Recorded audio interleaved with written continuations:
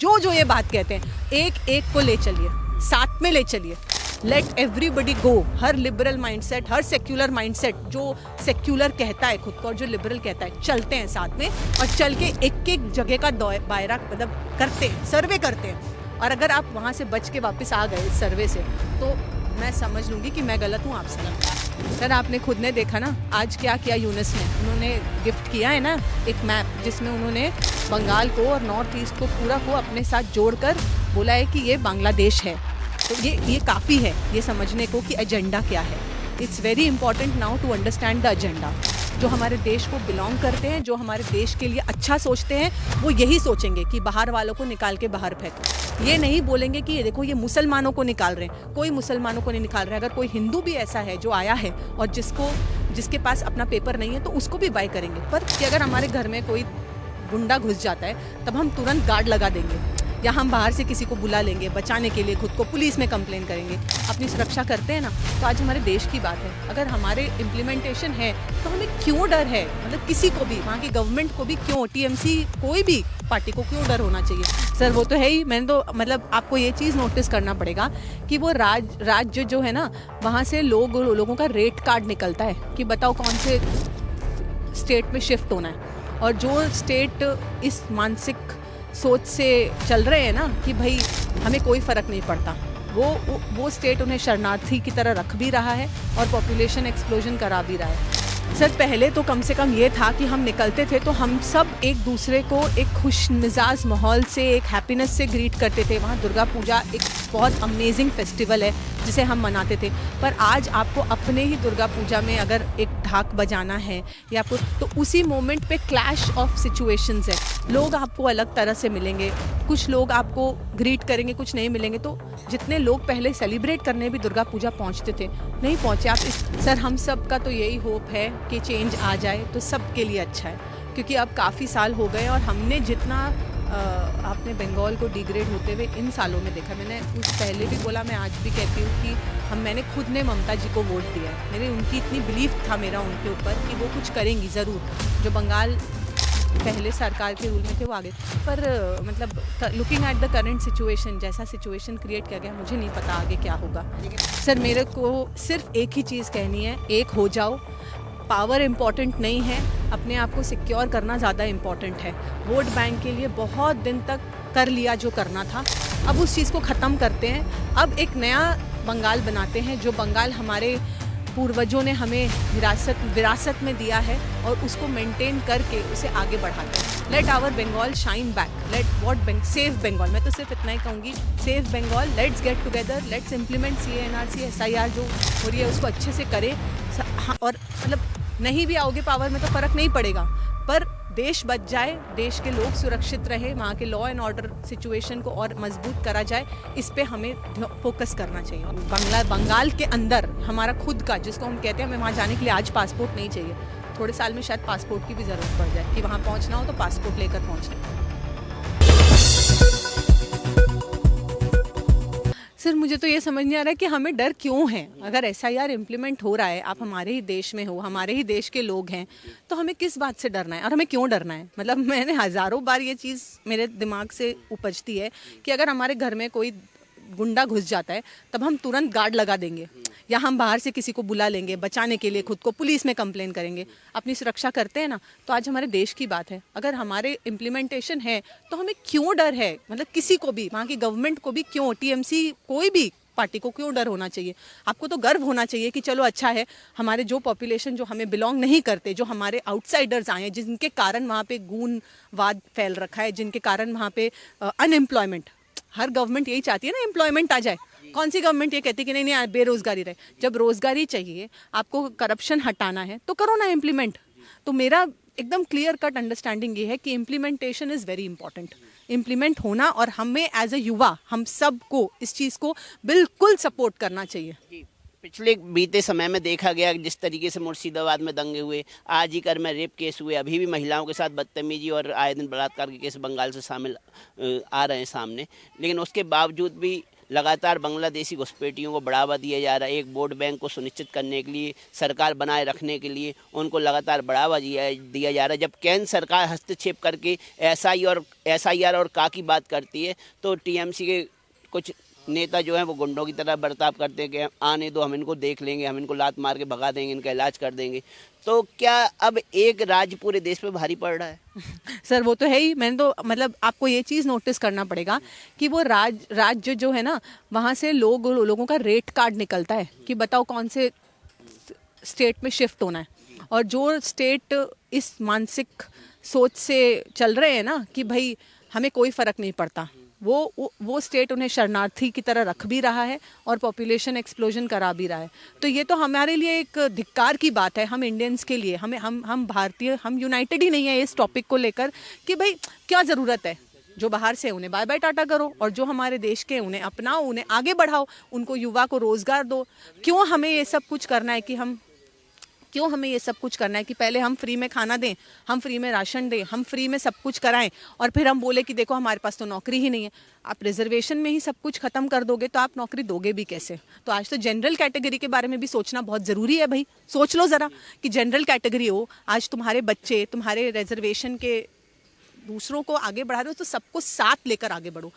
देश 70 मतलब काफ़ी साल हो गए हैं राइट हमारे इंडिपेंडेंस को लेकर। तो हमारे इंडिपेंडेंस जब इतने सालों में हम हो चुके हैं फ्री, तो अब इस मानसिकता से भी फ्री करो ना कि हम सब साथ आगे बढ़े। पर वो एकजुटता, वो एकता है ही नहीं। इसलिए हमें ऐसा लगता है कि जहाँ हमें वोट मिल रहा है, जहाँ हमें पावर मिल रहा है, उन्हें अपने साथ कर लो, दूसरों को टाटा बाय बाय कर दो। तो जब आपका जन्म बंगाल में हुआ और आपने डेमोग्राफी को बगल से देखा, बिल्कुल करीब से देखा, तो आज क्या परिस्थितियां बन गई हैं बंगाल की जो पहले नहीं थी? सर पहले तो कम से कम ये था कि हम निकलते थे तो हम सब एक दूसरे को एक खुश मिजाज माहौल से, एक हैप्पीनेस से ग्रीट करते थे। वहाँ दुर्गा पूजा एक बहुत अमेजिंग फेस्टिवल है जिसे हम मनाते थे। पर आज आपको अपने ही दुर्गा पूजा में अगर एक ढाक बजाना है या आपको, तो उसी मोमेंट पे क्लैश ऑफ सिचुएशंस है।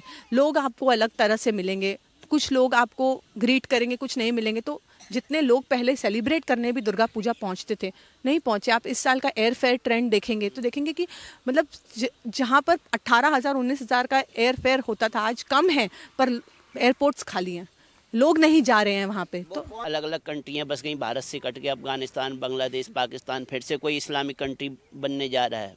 सर आपने खुद ने देखा ना आज क्या किया यूनिस ने, उन्होंने गिफ्ट किया है ना एक मैप जिसमें उन्होंने बंगाल को और नॉर्थ ईस्ट को पूरा को अपने साथ जोड़कर बोला है कि ये बांग्लादेश है। तो ये काफ़ी है ये समझने को कि एजेंडा क्या है। It's very important now to understand the agenda. जो हमारे देश को बिलोंग करते हैं, जो हमारे देश के लिए अच्छा सोचते हैं, वो यही सोचेंगे कि बाहर वालों को निकाल के बाहर फेंको। ये नहीं बोलेंगे कि ये देखो ये मुसलमानों को निकाल रहे हैं। कोई मुसलमानों को नहीं निकाल रहा है। अगर कोई हिंदू भी ऐसा है जो आया है और जिसके पास अपना पेपर नहीं है तो उसको भी बाय करेंगे। पर इस चीज़ को संयुक्त करना बहुत ज़रूरी है। ये भय फैलाना बंद करना पड़ेगा कि ये मुसलमानों को फेंकना चाह रहे हैं। मतलब जो बांग्लादेश आज तक भारत की पूंछ पकड़ के आगे बढ़ता है अपनी आज़ादी के बाद से अभी तक, वही बांग्लादेश अब भारत को भी आंख दिखाने लगा है, वो भी इस्लामीकरण के कारण। वो तो है ही सर। माइंडसेट देखिए, आपने खुद ने देखा ना क्या चेंजेस हुए, क्या हो रहे हैं वहाँ पर। और सेम चीज़ें आज भारत क्या बंगाल के अंदर हमारा खुद का, जिसको हम कहते हैं, हमें वहाँ जाने के लिए आज पासपोर्ट नहीं चाहिए। थोड़े साल में शायद पासपोर्ट की भी ज़रूरत पड़ जाए कि वहाँ पहुँचना हो तो पासपोर्ट लेकर पहुँचना पड़ेगा। लेकिन ममता बनर्जी दीदी की सरकार सेकुलर सरकार है और सेकुलर सरकार में वो दावा करती है कि हमारे बंगाल में, हमारे प्रदेश में सबसे अच्छा लोकतंत्र है जहाँ हिंदू मुस्लिम एक साथ मिलकर रहते हैं। लेकिन बीजेपी वाले अपने गुंडे भेज के यहाँ माहौल ख़राब कर रहे हैं। तो आपको लग रहा है बीजेपी वाले गुंडे भेजते हैं? सर जो ये बात कहते हैं ना, मैंने पहले भी बोला, मैं आज भी बोलती हूँ, जो ये बात कहते हैं, एक एक को ले चलिए, साथ में ले चलिए। Let everybody go. हर लिबरल माइंडसेट, हर सेक्युलर माइंडसेट, जो सेक्युलर कहता है खुद को और जो लिबरल कहता है, चलते हैं साथ में और चल के एक एक जगह का दायरा मतलब करते हैं, सर्वे करते हैं।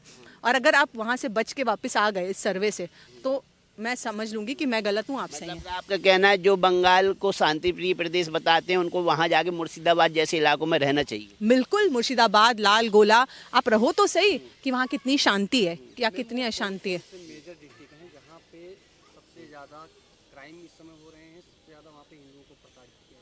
सर लाल गोला है, मुर्शिदाबाद है, शांतिपुर है, मतलब शांति निकेतन तक है, मतलब कृष्णागंज है, हर जगह ये सारे तो मतलब ये तो कुछ गिने चुने नाम हैं जहाँ पर आपको ये देखने को मिल रहा है। अब तो सोनारपुर जो अभी परसों ही हुआ, बिल्कुल थोड़े दिन पहले EM बाईपास, मतलब कलकत्ता मेन सेंट्रल में आपको देख पा रहे, दिनाजपुर, मतलब ये सारे जगह आप मतलब आप खुद उस मेन एरिया में देख पा रहे हो। तो कलकत्ता में भी इसकी परछाई आ रही है। ये तो धीरे धीरे होगा ही सर, बस वेट हो रहा है, एक चुटकी का वेट हो रहा है कुछ होने का। लेकिन अब इलेक्शन आ रहे हैं बंगाल में भी, विधानसभा के, बिहार के इलेक्शन के बाद बंगाल के इलेक्शन होना है, तो क्या लग रहा है वहाँ बीजेपी अच्छा कर पाएगी या बंगाल में ममता बनर्जी फिर भी एक विशेष वोट बैंक के आधार पर फिर से सरकार बना लेंगे? सर हम सब का तो यही होप है कि चेंज आ जाए तो सबके लिए अच्छा है, क्योंकि अब काफ़ी साल हो गए और हमने जितना आपने बंगाल को डिग्रेड होते हुए इन सालों में देखा। मैंने उस पहले भी बोला, मैं आज भी कहती हूँ कि मैंने खुद ने ममता जी को वोट दिया है। मेरे उनकी इतनी बिलीफ था मेरा उनके ऊपर कि वो कुछ करेंगी ज़रूर। जो बंगाल पहले सरकार के रूल में थे वो आगे, पर मतलब looking at the current situation, जैसा सिचुएशन क्रिएट किया गया, मुझे नहीं पता आगे क्या होगा। लेकिन ममता बनर्जी महिला मुख्यमंत्री, और महिला मुख्यमंत्री की होते हुए भी महिलाओं को ही ज़्यादा प्रताड़ित होना पड़ रहा है। बंगाल में आए दिन रेप की घटनाएं हो रही हैं, छेड़खानी की घटनाएं हो रही हैं, तो ऐसे में आप अपने आप को असुरक्षित महसूस करती हैं? सर बिल्कुल असुरक्षित तो वहाँ की हर महिला खुद को महसूस करती ही है, क्योंकि आप ये तो जी रहे हैं कि कब क्या चेंज हो जाए, कब क्या हो जाए, तो ये तो एक पॉइंट है ही। आप आगे क्या कहना चाहेंगी बंगाल की सरकार से या बंगाल के लोगों से? क्या गलत हो रहा है जो सुधारने की बहुत ज़रूरत है? सर मेरे को सिर्फ एक ही चीज़ कहनी है, एक हो जाओ। पावर इम्पॉर्टेंट नहीं है, अपने आप को सिक्योर करना ज़्यादा इम्पॉर्टेंट है। वोट बैंक के लिए बहुत दिन तक कर लिया जो करना था, अब उस चीज़ को ख़त्म करते हैं। अब एक नया बंगाल बनाते हैं, जो बंगाल हमारे पूर्वजों ने हमें विरासत में दिया है, और उसको मेंटेन करके उसे आगे बढ़ाते हैं। Let our Bengal shine back, let save Bengal. मैं तो सिर्फ इतना ही कहूँगी, save Bengal, let's get together, let's implement CA/NRC SIR जो हो रही है उसको अच्छे से करें।